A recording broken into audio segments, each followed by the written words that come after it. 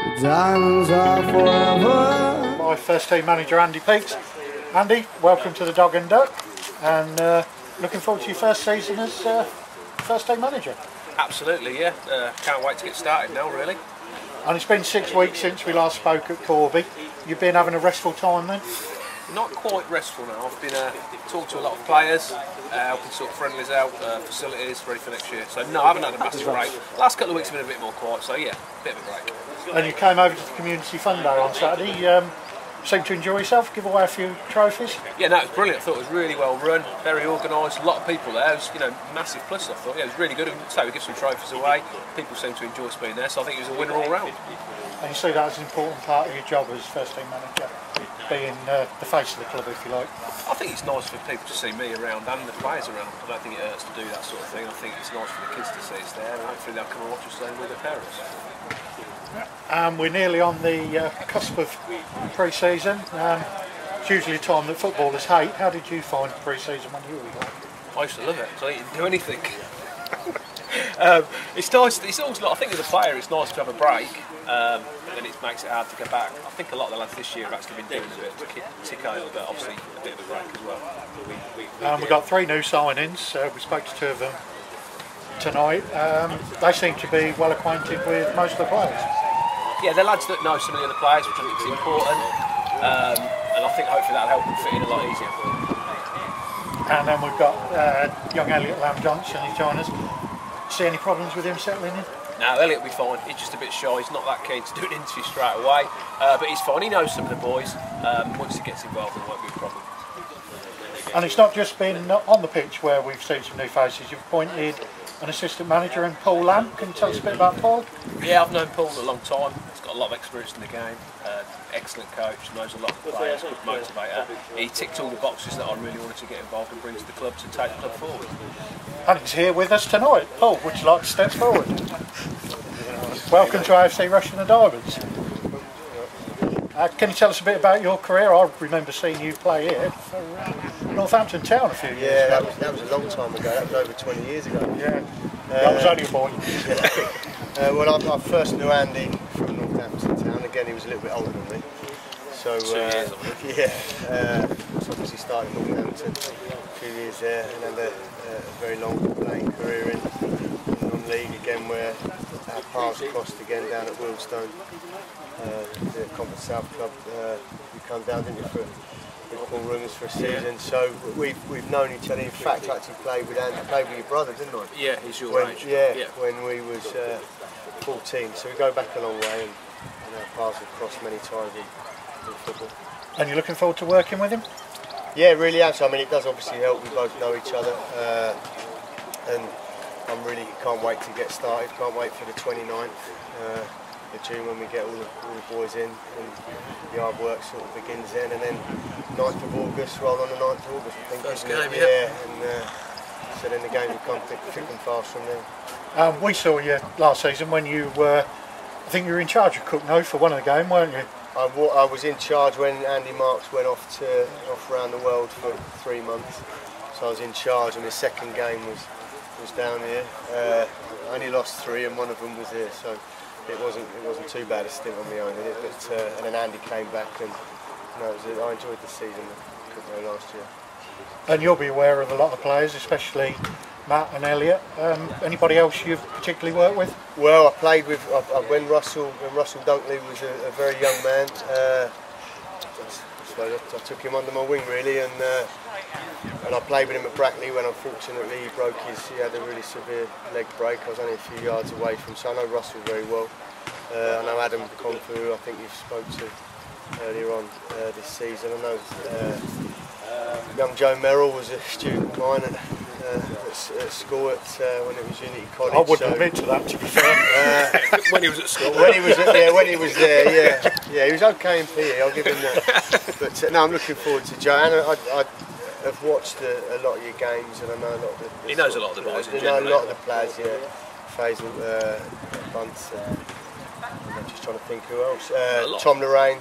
We had at Cookno for a couple of games before he come across. So. We want to look out for this season, definitely.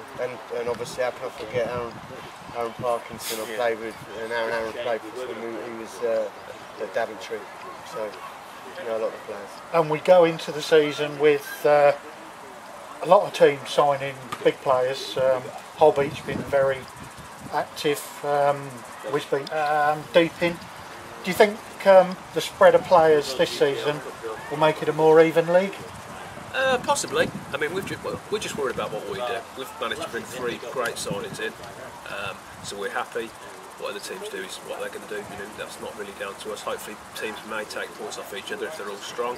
We've just got to make sure we're right here and give it our best shot. Make sure we're organised, fit, and do the right things, and that should take care of itself. And Andy, you're a defender in your career. Obviously, Paul, I remember you as more attacking player. So, do you think that'll complement each other nicely? Different ideas? I'm an attacking player. I haven't heard that for a long time, but yeah, it will do. I mean, obviously, it does help when you've got a mix. You've possibly got a number 1 who's been a defender or a striker, or so that there's a good balance there. I mean, I think that between us we've got an excellent knowledge of the game. That, throughout the years we've been in it. And for me, what was exciting was the players that you already had at the club, as well as the 3 really good signings we've got coming across. And I've said this to Andy a number of times, I felt there was enough here already to really push on. And Andy, we talked about pre-season, got a good programme of friendlies lined up. Is there any of those that particularly stand out for you? I think there's quite a good selection, really. Obviously, the Rugby Town game would be nice. It's an old club of mine. Corby would be decent because there might be a few people there. I think it's a good match. I mean, I think the Rushden Harm game will get a lot of people there, so that's quite a good occasion again. So I think it's quite a good selection. Looking forward to all of them, to be honest. Paul, any for you? The first one, really, just want to get going, to be honest. And then the pre-season will go so quick, won't it? I mean, I'm looking forward to the training sessions that once we start on the 29th.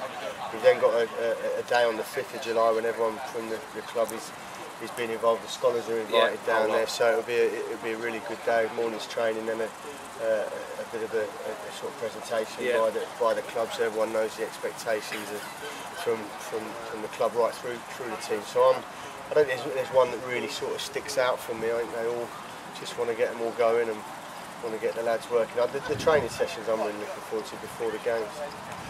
And then you both talked about cups. They'll come thick and fast at the start of the season. Obviously, we had a fantastic experience in the cups last year. You looking to build on that, Andy? Yeah, for me, when I played and obviously managed as well, the FA Cup is massive because everyone, you can draw absolutely anyone in it. If you win some games, you can beat some big teams, so it attracts a lot of people. So as a player and a manager, you want to do well in that no matter what. And again, the Vars is, a chance to play at Wembley now. Anyone must want to play at Wembley or manage at Wembley, so they're both really important. If we get the squad which we're looking to have and build and keep, there's no reason why we can't challenge it on more than one front. Obviously the league's a priority, but we certainly want to do well in the cups as well.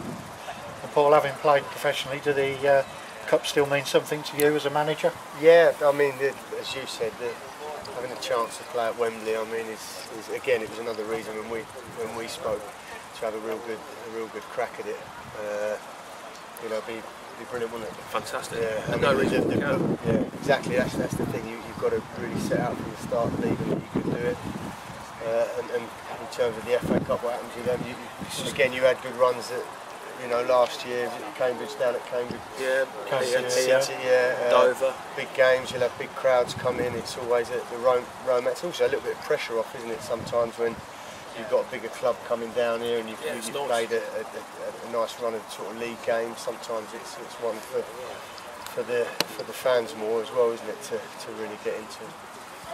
Well, gents, and Andy, we always know that you're fantastically enthusiastic about the club, and I hope it's come through on camera, but I can tell the enthusiasm that both of you have and how much you're looking forward to next season, so fingers crossed, and it's looking forward to a good one. Thanks for your time. Cheers, Dave. Thanks. Forever.